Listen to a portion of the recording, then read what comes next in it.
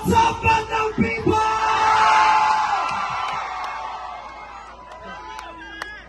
What's up?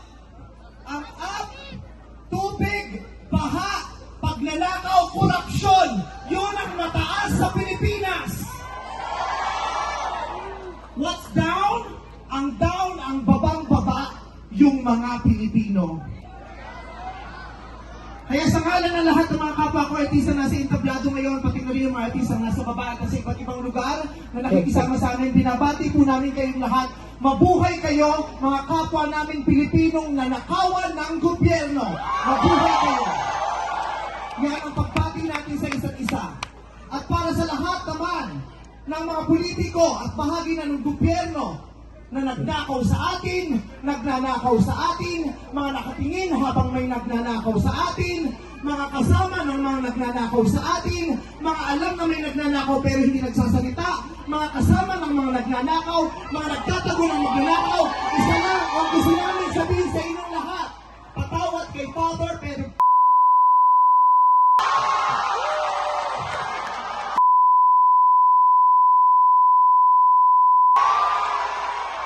katatapos ng misa, pero Panginoon, patawarin niyo kami, pero totoo yan.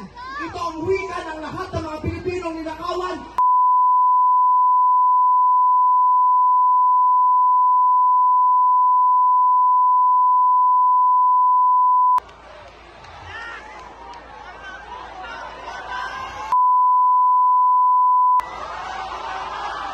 Tapos na ang panahon ng mga bababae at ng mga resilient.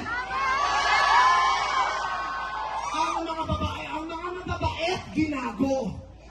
Ang mga resilient,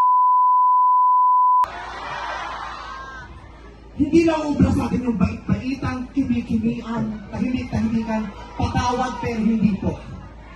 Hindi ko sisimplihan, hindi ko babaitan ang mensahe ko ngayon dahil hindi naman sila mababait. Sa katunayan, mga hayop sila. So bakit natin babaitan ang mensahe natin? Hindi natin kakalmahan ang mga salita at kilos natin dahil deserve nila ang galit, ang pikon at poot ng mga nanakawang Pilipino. Hindi tayo pwedeng kumalma. Hindi pwedeng iiyak lang. Hindi pwedeng magtitiis lang, hindi tayo kakalma. Hindi ko kayang maging magalang sa kanila dahil mga bastos sila. Mga salaula sila at mga baboy sila. Hindi natin kayang maging mabait sa kanila dahil mga walang ya sila. Hindi pwede. Hindi pwede. Yung mabait ka lang, mabuting asal ka. Hindi uubra sa kanila ang mabuting asal at mabait lang kasi nga mga demonyo sila. Kaya tama yan. Sumigaw lahat ng galit. Lahat ng galit na galit. Hindi matatapos ang galit bukas. Ang iparinig ang galit hanggang hindi makulong ang magnanakaw. Hindi tayo pwede magalit lang ngayon. Kailangan hanggang bukas, kailangan sa susunod na linggo, kailangan sa susunod na buwan, hanggang umabot ng ilang taon, hanggang hindi sila nauubos. Walang mawawala sa atin kasi ubos na tayo. Kaya ang gagawin natin ngayon ay babawi na tayo. Ikulong ang mga magnanakaw. Para sa akin, hindi masapat ang kulong. Dapat patayin ang mga korap na magnanakaw. Ibalik ang death penalty para sa mga korap. Para patayin ang mga magnanakaw, ikulong pati pamilya nila. Dapat gumawa ang batas, ang pamahalaan para ibalik ang death penalty. Pasensya na po, Father. Alam kong ayaw mo ng death penalty. Ipagdasal mo na lang ako. Ibalik ang death penalty para sa magnanakaw. Dahil ang magnanakaw, ang corrupt na public official, hindi ko natatawag na public official, ang corrupt na politiko ay higit pa sa mamamatay tao. Ang corrupt na politician ay higit pa sa magnanakaw. Ang corrupt na politician, ang korupsyon ay higit pa sa terorismo.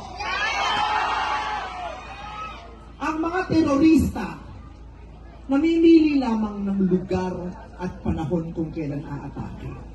Pero ang mga magnanakaw sa Pilipinas, walang pinipiling araw. Araw-araw nila tayong nilalakawan. At ang inaatake ng mga terorista, yung mga iba ang pananampalataya, iba ang paniniwala, iba ang lahi.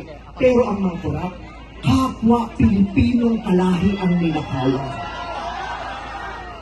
Kaya hindi tayo pwedeng sumuko lang ng ganito. Kaya hinahamon ka namin, Pangulong Bongbong Marcos, kung gusto mong magkaroon ng magandang legasiya, ang pangalan mo, ipakulong mo lahat ng magnanakaw. Nakatingin kami sa iyo, Pangulong Bongbong Marcos. At inaasahan ka namin, hindi dahil sa idol ka namin, kundi dahil sineswelduhan ka namin at inaasahan namin na tutuparin mo ang inuutos namin mga employer mo. Kami ang nagpapasahod sa inyo, tapos na ang panahon na natatakot tayo sa gobyerno. Takutin natin ang gobyerno dahil ang kapangyarihan nasa sa atin, wala sa kanila.